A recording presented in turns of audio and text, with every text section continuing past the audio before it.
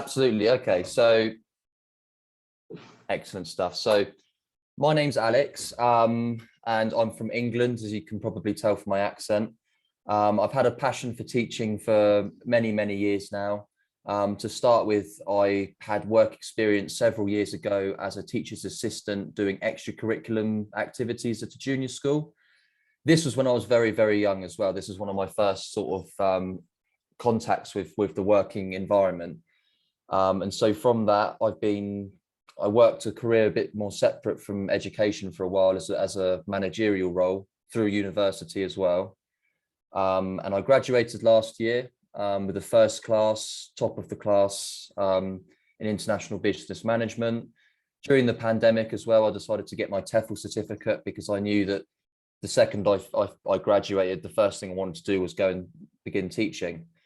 So since I've graduated, right now it's midnight here. I'm living in Colombia, Medellin, and right now what I do here is I work for a company where I teach business and English. So it's like business in an English in a business context, and also English for beginners from A0 right up to B1, B2, and C1 and the rest. And essentially what I do here is my role is I go to companies around the city and I teach business people. So I teach entire workforces from the cleaners right up to the CEO of companies. And I'm teaching all these adults English from, like I say, from A0 right up to B2. And I've been given a lot of responsibility. I've been given more clients now because my company are happy with me. So I've got companies in other cities that I now teach virtually because I've been recommended by my company, and they've now given me all these different types of responsibilities with different people.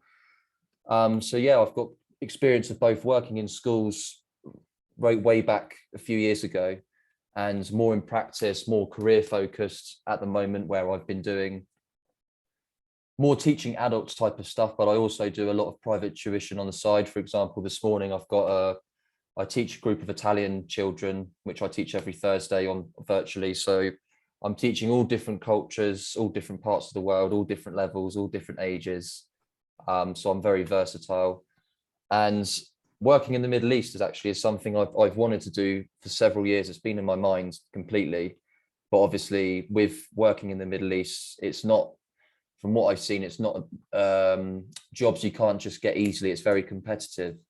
So I've given myself this time in Colombia to give myself experience living in a condition that's completely outside of the UK, that's completely different from my own culture. So I can handle the culture shock, if you could say, the culture differences.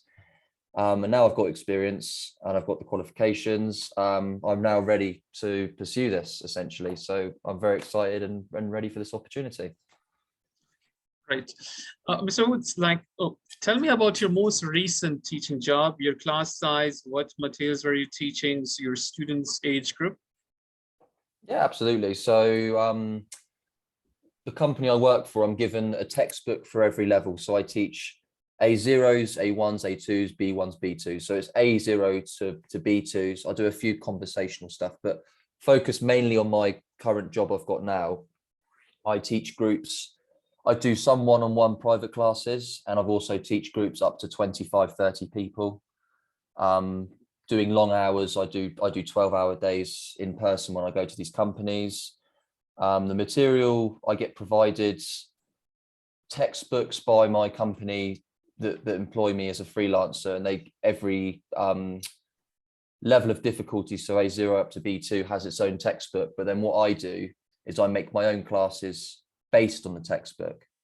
I don't necessarily, I like being a bit more creative with what I've been given as well. So I like to add extra things. So I make my own lessons for every single lesson using PowerPoint, but extracting things from a book, if that makes sense. Okay. Thank Great. you. All right. Okay, Mr. Woods, tell me about your any lesson, right, that has been successful. Could you please describe any lesson that you enjoyed? All right, like how did you start teaching? How did you end your lesson? Just generally. Okay, one that's quite interesting with that. So a company I teach in at the moment is a really, really, really important company in this city, well, for Colombia. It's basically like a convention. It's the #1 convention center for business meetings in the whole of Colombia. And the CEO of the company, who is a very, very, very, very important man, he's requested that I basically go in at 6 o'clock in the morning before the day even starts, and I teach him one-on-one lessons with him. And I've developed a very good relationship with him. He's a very important, very proper man. So these classes have to be the best with him, but he's extremely happy. And also with larger groups as well, I absolutely love my job because I have such a passion for teaching, and the students really connect with me, and it makes my job very enjoyable to do. And I never go, oh, I've got work tomorrow. I'm always excited to go to work. So it's always, I've got a very good attitude towards it. Okay, right. What strategies do you use to make your class more interesting and meaningful to your students?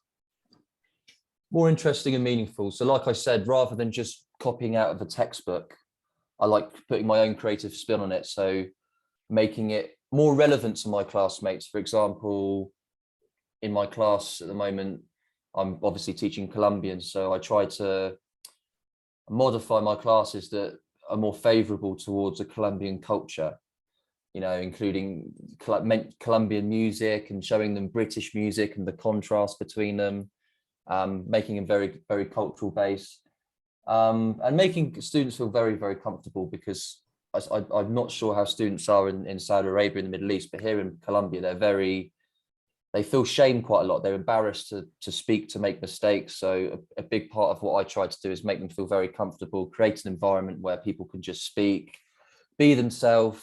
I try and make them feel confident, give them confidence, empower them, and it creates the best environment for lessons. Okay, all right, great. Just last question. How do you manage discipline challenges such as absences, lateness, and the use of mobile phone during the classroom? Okay, so I'll approach this as sort of the 3 different ones. So absences and lateness. But with regards to absences, I think it's more up to the people above me, the people employing me, the people in charge of me. It's what I do is I report the absences to them, and then I will listen to the type of disciplinary actions from there. And obviously, I understand the sensitivity of these things, so I need to understand exactly how the disciplinary system works. For example, I'm not going to say I'm going to come over to the Middle East and I'm going to discipline a certain way if that's not culturally appropriate. Before I begin approaching this sort of stuff, I want to be sure that it's exactly the correct mannerisms for the culture of which I'm teaching. Mobile phones, I understand, unfortunately, it's now become an important part of our lives. Students like to use it for translating sometimes, but I do tell them, come on, phones away, get their attention, get them to concentrate. And with regards to disciplinary, I'm a very fair, but I can be quite a firm teacher when I have to be. You know, I don't let students walk all over me and things like that. But my relationship with the students it's never been too much of an issue, to be honest with you, because we have this mutual respect. And yeah, I think so. Just keeping headstrong, not getting upset and getting angry, and showing that, because as a teacher, you know, I'm the role model, I'm the teacher. I can't be, you know, stressed out, and I've got to remain calm. And yeah. All right.